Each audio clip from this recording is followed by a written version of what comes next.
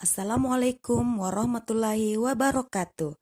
Hari ini kita akan belajar kimia materi kelas 10. Nah, sebelum kita belajar, marilah kita berdoa semoga Allah memudahkan kita memahami pelajaran berikut. Oke. Untuk materi pertama, kita akan belajar tentang hakikat ilmu kimia. Apakah yang kamu pikirkan ketika mendengar kata kimia? Banyak peringatan yang sering kita dengar tentang bahan kimia. Misalkan, hati-hati dengan bahan kimia karena dapat berbahaya bagi kesehatan. Tapi tidak semua bahan kimia merupakan bahan berbahaya yang harus kita hindari. Kimia juga sangat erat kaitannya dengan kehidupan kita sehari-hari loh. Contohnya, udara yang kita hirup adalah bahan kimia. Kemudian, air yang kita minum juga bahan kimia. Nah, ayam goreng yang kalian suka makan juga itu mengandung bahan kimia. Dia mengandung protein yang terdiri dari asam-asam amino. Bahkan tubuh kita sendiri tersusun dari bahan kimia. Nah, coba sebutkan bahan kimia apa saja yang bermanfaat bagi kehidupan kita. Contohnya, misalkan sabun, deterjen, pasta gigi, mentega, dan garam dapur, semua itu adalah bahan kimia. Jadi, tidak ada kehidupan tanpa kimia. Kimia itu komplit banget kan? Nama kimia berasal dari bahasa Arab yaitu alkimia, yang artinya perubahan materi oleh ilmuwan Arab yang bernama Jabir Ibnu Hayyan pada tahun 700 sampai 778 Masehi. Ini berarti kimia secara singkat dapat diartikan sebagai ilmu yang mempelajari rekayasa materi, yaitu perubahan materi menjadi materi lain. Secara lengkapnya, ilmu kimia adalah ilmu yang mempelajari tentang susunan, struktur, sifat, perubahan, serta energi yang menyertai perubahan suatu zat atau materi. Nah, zat atau materi itu sendiri adalah segala sesuatu yang menempati ruang dan mempunyai massa. Kita bahas satu-satu ya. Yang pertama, susunan materi. Susunan materi meliputi unsur, senyawa, dan campuran. Unsur adalah zat tunggal yang paling sederhana dan tidak dapat dibagi lagi. Contohnya, natrium, hidrogen, oksigen, besi, karbon, dan lain-lain. Sedangkan senyawa adalah zat tunggal yang terbentuk dari gabungan dua unsur atau lebih. Senyawa terbentuk melalui reaksi kimia dengan perbandingan tertentu dan tetap. Contohnya CO2, H2O, dan NH3. Sementara campuran adalah gabungan dua zat atau lebih yang sifat-sifat penyusunnya tidak berubah. Campuran terdiri atas campuran homogen atau sering kita kenal dengan larutan, kemudian campuran heterogen atau disebut suspensi, dan yang ketiga koloid. Koloid itu peralihan antara larutan dan suspensi. Kemudian yang kedua, struktur materi.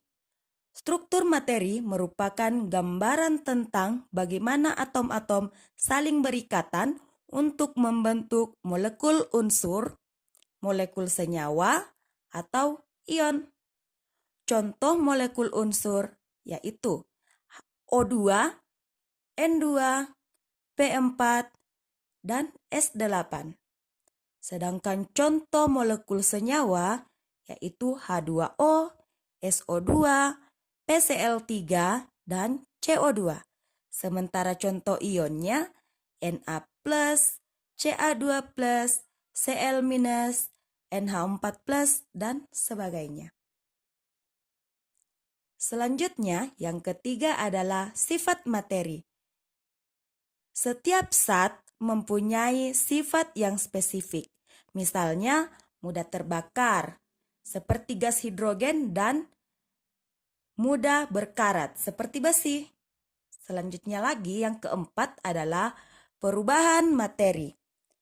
Perubahan materi meliputi dua jenis perubahan. Yang pertama, perubahan fisika. Perubahan fisika merupakan perubahan zat yang menghasilkan zat baru dan bersifat sementara. Contohnya, es mencair, lilin meleleh, dan pelarutan gula dalam air. Yang kedua, perubahan kimia. Perubahan kimia merupakan perubahan suatu zat yang terjadi karena reaksi kimia sehingga menghasilkan suatu zat baru. Contohnya, nasi menjadi basi, kertas dibakar menjadi abu, dan peristiwa perkaratan besi. Nah, hakikat ilmu kimia adalah bahwa benda itu bisa mengalami perubahan bentuk maupun susunan partikelnya menjadi bentuk yang lain sehingga terjadi deformasi, perubahan letak susun, dan ini yang mempengaruhi sifat-sifat yang berbeda dengan wujud yang semula. Ruang lingkup kimia. Secara garis besar, kimia dibagi menjadi kimia deskriptif dan kimia teoritis. Kimia deskriptif yaitu pengetahuan yang diperoleh dari pengamatan sifat-sifat zat. Sementara kimia teoritis yaitu ilmu kimia yang memberi penjelasan tentang materi. Kimia teoritis dibedakan sebagai berikut. Yang pertama, kimia organik. Kimia organik mengkaji struktur, komposisi, reaksi, dan sintesis senyawa-senyawa organik seperti alkohol, karbohidrat, bensin, dan lain-lain. Yang kedua, kimia anorganik mengkaji senyawa-senyawa anorganik, sifat dan pembuatannya, misal garam, mineral, senyawa logam, dan material. Kemudian yang ketiga, kimia analitik mengkaji tentang penelitian tentang kimia kualitatif dan kuantitatif dan cenderung berkaitan dengan pengembangan dan aplikasi peralatan analitik. Yang keempat, biokimia mengkaji ilmu kimia yang berkaitan dengan biologi, khususnya sifat dan komposisi senyawa dalam makhluk hidup serta hasil perubahannya. Kajian meliputi karbohidrat, protein, lemak, vitamin, dan enzim. Yang kelima, kimia lingkungan mengkaji masalah-masalah lingkungan seperti pencemaran. Yang keenam, kimia farmasi mengkaji tentang penelitian mengenai isolasi zat aktif bahan alam, sintetis, dan pengembangan bahan alam yang berkhasiat obat. Selanjutnya, yang ketujuh, kimia fisik mengkaji ilmu kimia yang berkaitan dengan ilmu fisika seperti energi yang menyertai reaksi kimia, sifat fisika, dan sifat kimia beserta perubahan kimia. Berikutnya, kimia inti mengkaji tentang penelitian zat-zat radioaktif, penanganan dan pemanfaatannya dalam bidang kedokteran, pertanian, dan hidrologi. Selanjutnya, kita akan membahas peranan ilmu kimia dalam berbagai bidang. Misalnya, di bidang pertanian, kimia kita manfaatkan dalam pembuatan pupuk dan pestisida. Di berbagai lokasi pertanian di Indonesia, pupuk yang digunakan itu akan berbeda-beda karena berbeda jenis tanahnya. Begitupun dengan pestisidanya akan sangat bervariasi. Yang kedua, di bidang kedokteran, kimia berperan dalam pembuatan obat, ronsen, dan kemoterapi untuk pasien-pasien yang terkena kanker. Selanjutnya yang ketiga, bidang geologi. Misalkan penentuan kandungan mineral dalam batuan atau penentuan umur fosil. Nah, seorang ilmuwan yang ingin mengetahui umur fosil yang ditemukan itu bisa menerapkan ilmu kimia. Selanjutnya yang keempat, bidang kesehatan dan kecantikan. Misalkan pembuatan sabun, sampo, parfum, bedak, lipstik, dan lain-lain. Kandungan sabun muka, sabun cuci tangan, atau deterjen itu berbeda-beda ya. Nah, untuk mengkajinya itu kita menggunakan ilmu kimia. Selanjutnya kita bahas peran ilmu kimia di bidang industri ya. Misalkan pabrik-pabrik, pembuatan plastik, bahan pakaian, atau ban-ban kendaraan. Nah, di pembuatan plastik itu kandungan bahan kimianya berbeda antara plastik yang digunakan untuk makanan dan plastik yang digunakan untuk non-makanan. Oke, selanjutnya di bidang pertambangan.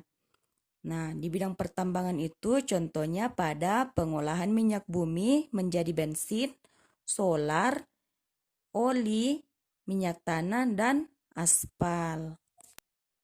Selanjutnya, bidang perikanan dan kelautan.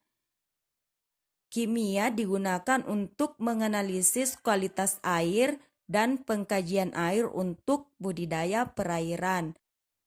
Misalkan untuk budidaya ikan bandeng atau ikan nila, kualitas airnya itu berbeda. Nah, kita bisa mengkajinya dengan ilmu kimia. Selanjutnya di bidang forensik. Nah, di bidang forensik ini biasanya Pak Polisi kita mengungkap kejahatan dengan menyelidiki sidik jari yang tertinggal di TKP. Nah, di sini ilmu kimia berperan penting dalam menentukan sidik jari pelaku kejahatan. Demikian pelajaran kita hari ini. Sampai jumpa lagi di materi selanjutnya. Assalamualaikum warahmatullahi wabarakatuh.